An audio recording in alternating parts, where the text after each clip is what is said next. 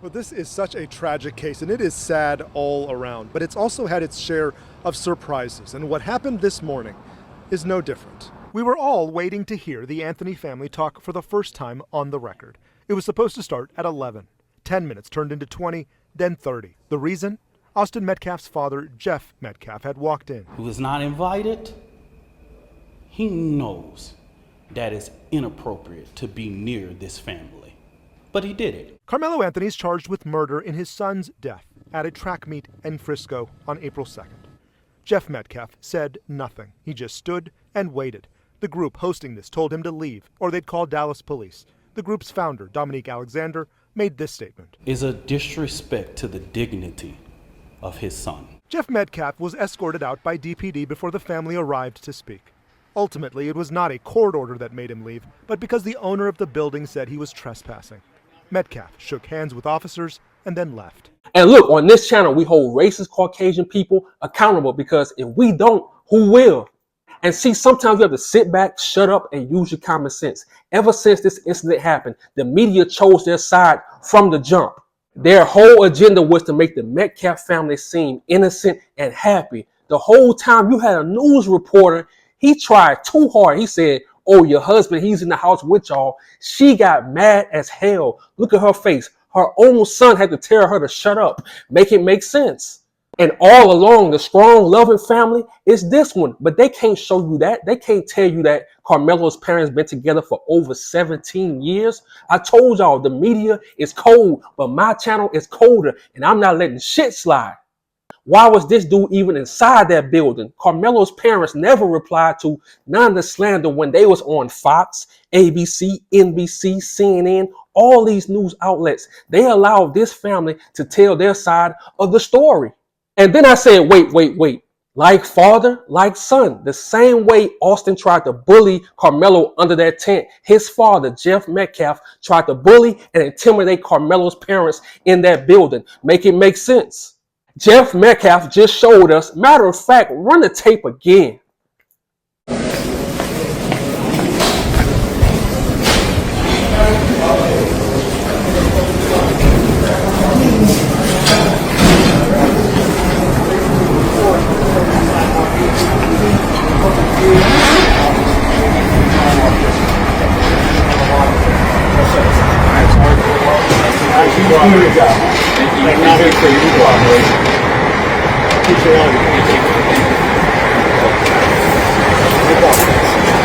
And now we see where Austin get it from. I told y'all it runs deep in their blood. And trust me, if the tables will turn, they will say the same thing about us. Black people this, black people that. Trust me, the game is cold. But before I go all the way in on this article to the racist Caucasian people and the where is the anger and the outrage when stuff like this happened? Back in March, 22-year-old Messiah Nantwi was murdered by 15 New York correctional officers. And last week, they finally got charged. And oh yeah, it was right across the street from where Mr. Robert Brooks was murdered by 18 correctional officers. Oh, you think I'm lying? Run the tape. This morning, multiple New York prison guards faced charges in connection with the fatal beating of an inmate, marking the second time in recent months correctional officers in the state have been indicted. Mr. Nantwi was beaten with fists, with batons, and with boots. And medical examiner testified about massive head injuries. Authorities charging 10 guards in the death of Messiah Nantwi, 2 with murder. Nantwi died last month after witnesses say he was beaten by guards at the Mid-State Correctional Facility. I think one way of analogizing it is, Mike Tyson went through an entire career as a boxer and no one ever killed him, and he never killed anyone. And his job was to hit people in the head and inflict injury upon them. So that should give you some idea of the severity of these alleged injuries. It took them almost 2 months to even charge these officers. Black people go through this all the time. So like I always say, y'all will be okay. But before I get too carried away, let's get into this article so I can call out the BS. And this article is by the New York Post. It was published April 17, 2025 at 8:25 p.m. Father of slain teen Austin Metcalf crashes press conference held by accused unalive Karmelo Anthony's parents before being escorted out. And notice the words they use in these articles to make Karmelo look bad to the public. The father of slain 17-year-old Austin Metcalf crashed a press conference held by the family of his son's accused unaliver before he was given the boot by Dallas police Thursday. Jeff Metcalf, whose son was stabbed to death after he and 17-year-old Karmelo Anthony got into an argument at a track meet in Frisco earlier this month, made his presence known, delaying the event and leading to sharp criticism from a supporter of Anthony. And like I said earlier, like father, like son, why did this dude think he can go in that building and intimidate that family and bully that family? His son tried the same thing under that tent. Just look at this picture. It tells you everything you need to know. And in my opinion, I believe that Dallas PD knew he was going to be there.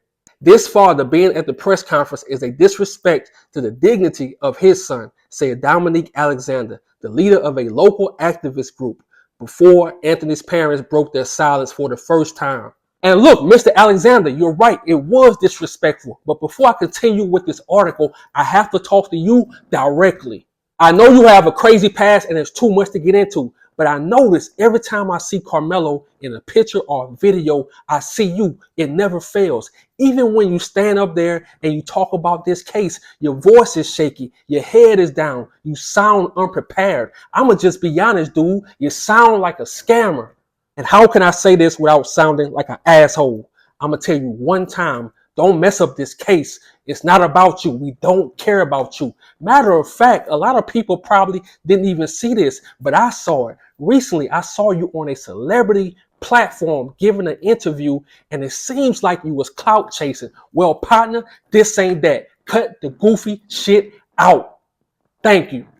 Karmelo's mother, Kayla Hayes, said her family is under attack during the press conference. Whatever you think that happened between Karmelo and the Metcalf boys, my 3 younger children, my husband, and I didn't do anything to deserve to be threatened, harassed, and lied about, she said in prepared remarks with her husband by her side. The lies and the false accusations that have been said about us, especially over the past week, has been overwhelming, Hayes said, claiming it has put her family in danger. I don't know why we are being targeted and discriminated against before a fair trial, Hayes said while expressing condolences to Metcalf's family. Our son deserves the same rights under the law that everyone is afforded to. And at the end of this video, I'm going to post that short clip. But didn't I say at the beginning of this video and other videos that this was happening? The Metcalf family is using the media to sway the jury before they even go to court. You even had the Proud Boys trying to start a White Lives Matter protest. Make it make sense. But like I said earlier, it's in their blood. I told y'all in most of my videos, they all on the same team.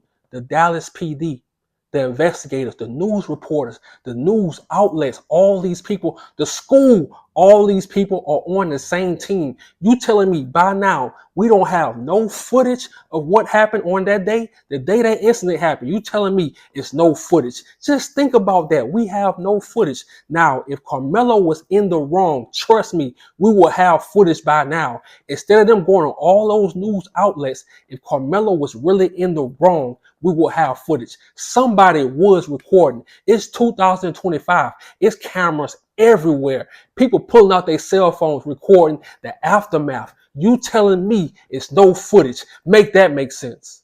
So we must stand with our people. The media is going to try to divide us with old played out tactics. I love that we are standing on business. We all we got. So just like I promised y'all, here's the short clip. I'm out. My 13-year-old daughter is afraid to sleep in her own bedroom because she's fearful of what may happen to her. And let me be clear, the claims that were used about the public donation to buy a home or anything else are completely false. We have not received a single dime from the Give, Send, Go fundraiser. And the co-founder has stated that clearly. In the reality, we were just notified yesterday that we could begin to withdraw funds. And it still takes several days to receive those funds once a request is made. I don't know why we are being targeted and discriminated against before a fair trial. Our son deserves the same rights under the law that everyone is afforded to. He's been raised in a two-parent home with structure, stability, love, and we put God first in everything that we do. We believe in the Constitution, we believe in the laws of this state, but those laws must apply to all of us, not just some of us. To be clear, we will not speak publicly about specific details of what happened under the tent on that rainy and awful day. There's an active investigation that everyone involved wants to be full and fair.